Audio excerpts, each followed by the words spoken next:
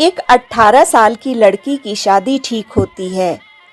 सारी तैयारियां हो चुकी थी, कार्ड बट चुके थे और टेंट वाले, खाने वाले सबको ऑर्डर दे दिया गया था। लेकिन एक दिन अचानक से तहलका मच जाता है क्योंकि लड़की की माँ अपने होने वाले दामाद के साथ फरार हो गई। ऐसा क्या हुआ था जिसके कारण अपने 18-19 साल की शादी को छोड़कर 36-38 साल की महिला अपने होने वाले दामाद, जिसकी उम्र 24-25 साल थी, के साथ भाग गई। आइए देखते हैं इस कहानी में इस चौंका देने वाली घटना की पूरी दास्तान। अरे क्या बात है लाडो, बड़ी दुखी दिखाई दे रही है। अच्छा समझ गई, तेरी शादी फिक्स हो गई है ना, इसलिए तू उदास है कि गांव घर छोड़ के जाना पड़ेगा ना। लाडो ना उदास हो, देखो हम भी तो कभी तुम्हारी तरह लड़की थे, अपना घर छोड़ के आए हैं। अरे भाभी जी, अपनी बिटिया को जरा समझाया करो, कभी कभी बहुत दुखी लगती है, क्या करे बेचारी, उम्र ही ऐसी है, हम भी तो ऐसे ही थे। ठीक है ठीक है। अरे मम्मी, दिन भर तुम किससे बातें करती रहती हो? पापा का फोन आया था, कह रहे थे तेरी मम्मी का फोन हमेशा बिजी आता है, किससे बात करती रहती है? हाँ हाँ कह देना ना, तेरे खसम से बात कर रही थी, पूछ रहा था कि क्या दे रहे हो, क्या ले रहे हो, और एक मोबाइल की डिमांड भी रख दी है उसने। जब देखो तब पूछती रहती है किससे बात कर रही, किससे। ले कर ले, तू भी बात कर ले, शादी से पहले ही तुझे अपने पति से बात करना है, ले कर ले, मर। क्या बात है दामाद जी, मुझे क्यों बुलवाया? तब से फोन पे जिद कर रहे थे, लो मैं आ गई। मेरी तबीयत ठीक नहीं लग रही है। क्या ज्यादा तबीयत खराब है? आपके आने से तो अच्छा लगने लगा है। ठीक है, मैं तो शाम तक रुकूंगी, उसके बाद चली जाऊंगी। रुक जाओ ना यहीं। अरे कल चली जाना, क्या दिक्कत है? कौन तुम्हारा वहाँ इंतजार कर रहा है? मेरे जैसा चाहने वाला तुम्हें मिलेगा कहाँ? ठीक है, मैं रुक जाती हूँ, लेकिन सुबह ही चली जाऊंगी।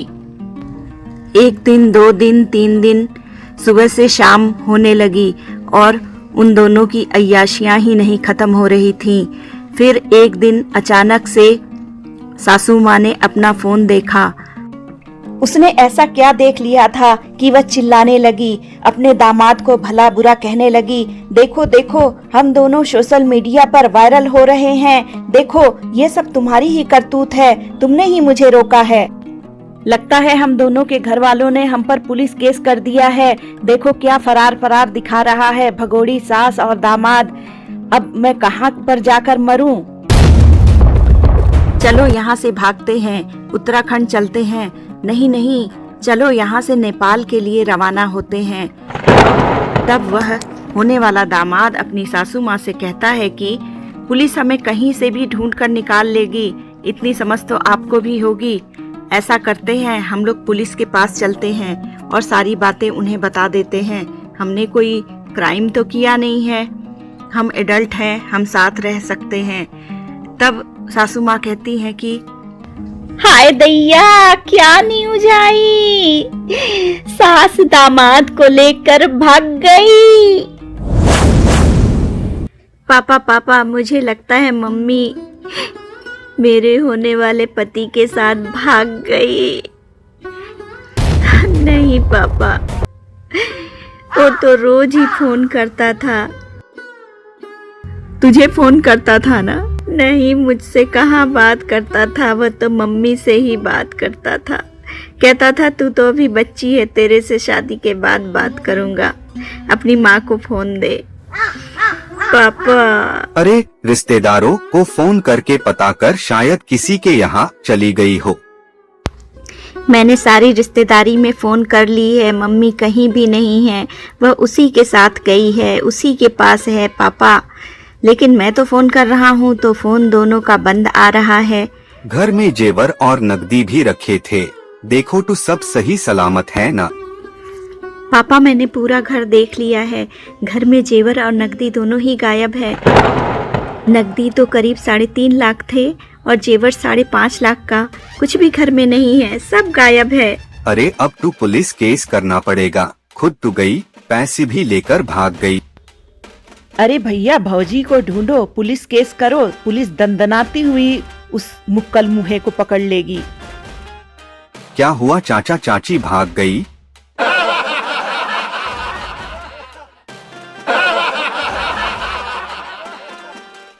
अपने काम से काम रखो, हमारे में टांग मत अड़ा। एक वो क्यों तेरी बेटी नहीं भागी थी? क्या हुआ तेरी लुगाई भाग गई?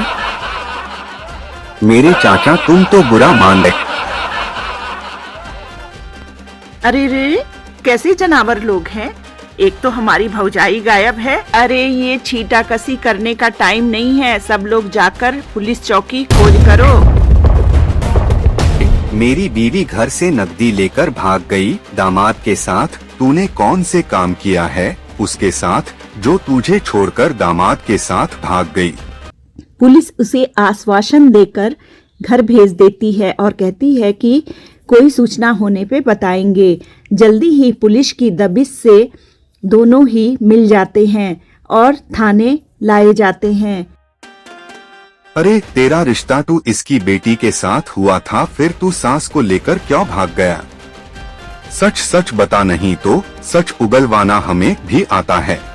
मेरी नीयत कोई खराब नहीं है। इसका पति पी के गाली देता था, इसके कारण वह मरने जा रही थी। मैं उत्तराखंड जा रहा था कपड़े लेने, उसी समय उन्होंने फोन किया कि मैं मरने जा रही हूँ, मुझे लेने आओ, नहीं तो मैं मर जाऊंगी। उनके घर वाले कोई भी इन्हें सपोर्ट नहीं करते थे। उनके घर वाले और पति सब लोग मिलकर इन्हें टॉर्चर करते थे। मेरी नीयत कोई खराब नहीं है। जब उस महिला से पत्रकारों ने पूछा कि तुमने अपनी बेटी के साथ ऐसा क्यों किया, तब उसने कहा कि मेरा ऐसा कुछ करने का इरादा नहीं था, लेकिन मेरा पति मुझे हमेशा मारता था, दारू पीता था और गालियां देता था और कहता था कि तू किसी के साथ भाग जा। फिर मेरा दिमाग घूम गया, मुझे लगता था कि मैं किसी दिन आत्महत्या कर लूँगी, इसलिए मैंने मन बदलने के लिए अपने दामाद के पास में गई।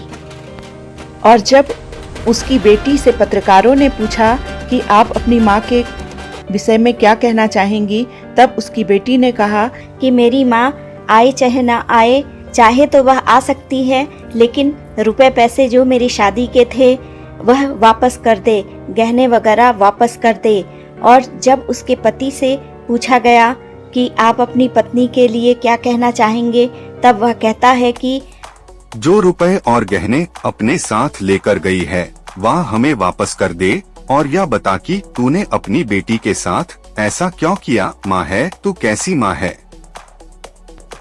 मित्रों, यह एक ऐसी सच्ची घटना है जिसने कई संबंधों को तार तार कर दिया।